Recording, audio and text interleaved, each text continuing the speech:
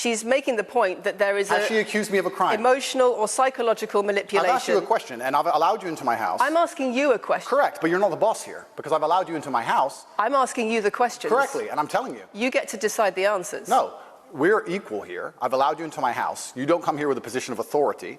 I'm doing you the favor as legacy media, giving you relevance by speaking to you, and I'm telling you now, this Sophie, which the BBC has invented, which there's no face of, nobody knows who she is. The BBC did not invent her. Of course not. And because you never invent anything. Want to dominate any conversation and establish yourself as the authority?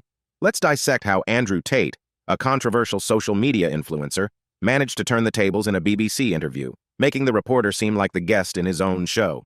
Whether you're heading into a negotiation, a debate, or any situation where you need to assert control, these tactics can be your game changer. Here's how you can adopt Andrew Tate's masterful approach, step by step. Step 1. Choose the setting wisely. What Tate did. The interview was conducted in his home, giving him the home field advantage, and he has control of the cameras so BBC wouldn't cut anything out. How to adopt. Whenever possible, choose a setting where you feel most comfortable and in control. This could be your office, home, or any place where you feel empowered. Step 2. Establish the ground rules. What Tate did. He made it clear that the interviewer was in his space and should adhere to his rules.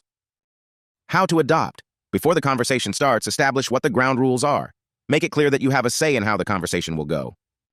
Step 3. Be assertive from the start. What Tate did.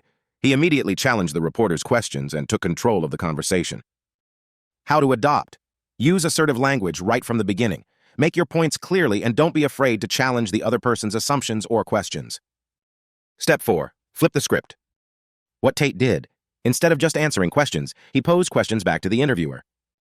How to adopt. Don't just be on the receiving end. Turn the tables by asking questions yourself. This puts the other person on the defensive and gives you control. Step 5. Maintain confidence. What Tate did. His body language and tone were confident, reinforcing his words. How to adopt. Keep your posture open and maintain eye contact. Speak clearly and confidently. Your body language should match your words. Step 6. Challenge the norms. What Tate did. He broke the traditional interview format by taking control of the questions and the flow of the conversation. How to adopt. Don't be afraid to break from tradition or expected norms to make your point.